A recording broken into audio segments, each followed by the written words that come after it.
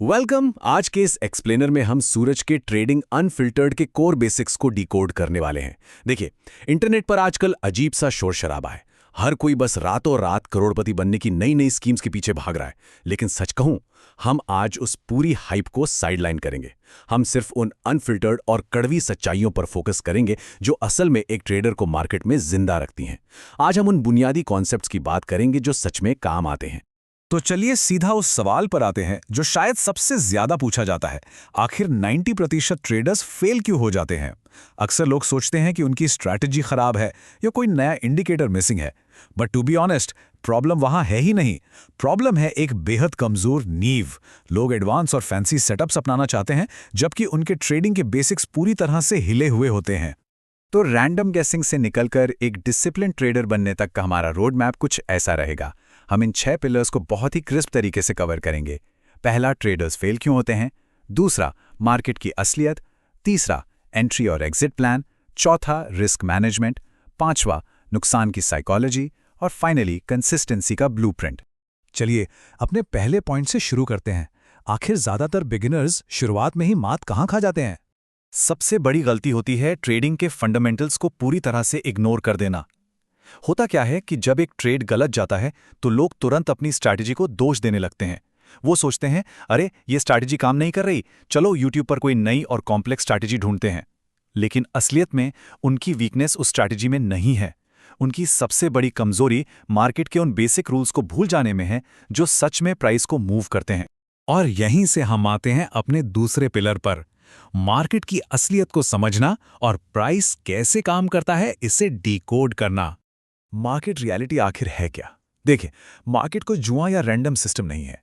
ये पूरी तरह से बायर्स और सेलर्स के बैलेंस पर चलता है। बहुत ही सिंपल सी बात है। अगर मार्केट में बायर्स का पलड़ा भारी है यानी डिमांड ज्यादा है तो प्राइस ऊपर जाएगा, और अगर सेलर्स हावी हैं तो प्राइस अपने आप नीचे गिरेगा।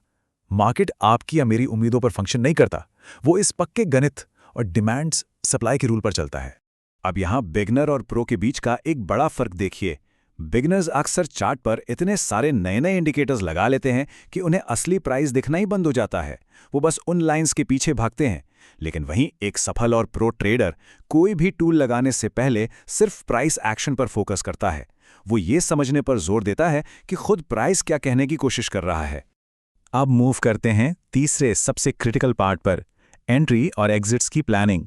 यहीं पर असल में सबसे बड़ी और जानलेवा गलतियां होती हैं।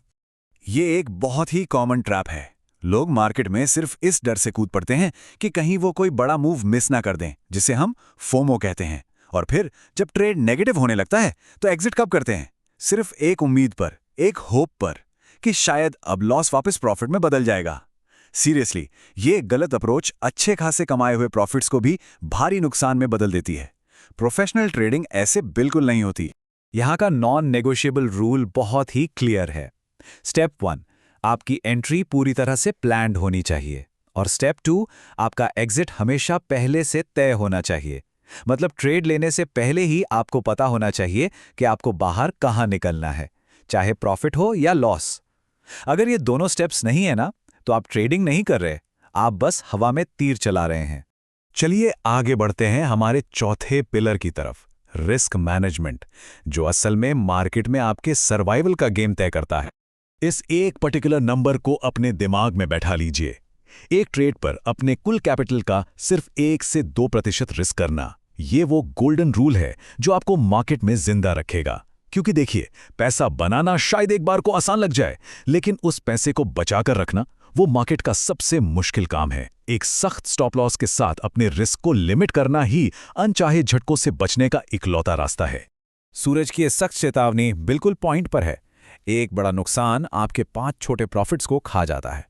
इमेजिन कीजिए, आपने बहुत डिसिप्लिन के साथ हफ्तों मेहनत करके एक विनिंग स्ट्रीक बनाई, और फिर सिर्फ एक अनकंट्रोल्ड लॉस और सब कुछ साफ। रिस्क मैनेजमेंट के बिना आपकी सारी मेहनत सिर्फ एक पल की गलती से मिट्टी में मिल सकती है। अब बात करते हैं उस चीज की जो ट्रेडिंग का सबसे खतरनाक हिस्सा है, हमारा 5वां सेक्शन, नुकसान की साइकोलॉजी।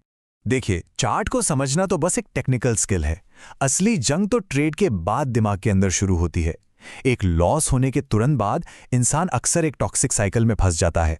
मार्केट से बदला लेने की भावना आती है, यानी रिवेंज ट्रेडिंग। ओवर ट्रेडिंग करना शुरू कर देना या खुद को ये झूठा भ्रम देना कि बस एक और ट्रेड, अगला ट्रेड सब कुछ रिकवर कर देगा। यकीन मानिए, ये सबसे घातक मानसिक जाल हैं जो किसी भी अच्छे भले अकाउंट को पूरी तरह से तबाह कर देते हैं। तो यहाँ चॉइस एकदम क्लियर है। अगर फैसले आपके जज्बातों या इमोशंस पर आधारित हैं तो हार की पूरी गारंटी है। इमोशन का सीधा मतलब है नुकसान। लेकिन वहीं दूसरी तरफ अगर आपका एक सख्त और पहले से तय सिस्टम है तो वो आपको पूरा कंट्रोल देता है। एक अच्छा सिस्टम आपको वहां रोक लेता है जहां आपके इमोशंस आपको बर्बाद करने वाले होते हैं। और फाइनली हम आ गए हैं हमारे आखिरी पिलर पे, कंसिस्टेंसी का ब्लूप्रिंट। लॉन्ग टर्म सक्सेस असल में कैसी दिखती है? अक्सर लोगों को लगता है कि ट्रेडिंग में कंसिस्टेंसी का मतलब रोज प्रॉफिट कमाना या कोई ग्लैमरस लाइफस्टाइल है। बिल्कुल नहीं। कंसिस्टेंसी का असली मतलब बहुत ही सिंपल है। बिल्कुल उसी एक सेटअप और उन्हीं नियमों को बिना कोई रैंडम ट्रेड लिए लगातार फॉलो करना, यहां तक कि तब भी जब वो प्रोसेस आपको पूरी तरह से बोरिंग लगने लगे। सच बताऊं तो असली मुनाफा उसी बोर करने वाले रिपीटेशन से ही आता है। इस पूरे कॉन्सेप्ट की एक परफेक्ट समरी है सूरज का ये ultimate signature rule, no plan no trade. ये चंद शब्द मार्केट में टिके रहने का सबसे बुनियादी कानून है। अगर स्क्रीन के सामने बैठने के बाद आपके पास कोई ठोस प्लान नहीं है तो आपका मार्केट में होने का कोई बिजनेस ही नहीं बनता। बिना प्लान के ट्रेड करना सीधे तौर पर अपने कैपिटल में आग लगाने के बराबर है। तो आज के इस एक्सप्लेनर को रैप अप करते हुए एक बहुत ही गहरा सवाल सामने आता है। अगर ट्रेडिंग के मैकेनिक्स असल में इतने सीधे हैं कि डिमांड पर खरीदना है, सप्लाई पर बेचना है और रिस्क तय रखना है, तो क्या सच में सबसे बड़ा चैलेंज बस खुद के अनुशासन पर कंट्रोल पाना है? क्या प्रॉफिट का असली राज सिर्फ अपने आप को उस बोरिंग, रिपीटेटिव प्रोसेस पर टिके रहने देने में छिपा है? खैर, इस सवाल का जवाब ही वो पहला कदम है जो एक आम इंसान को एक बेहतरीन ट्रेडर बनाता है। सोचने वाली बात है ना?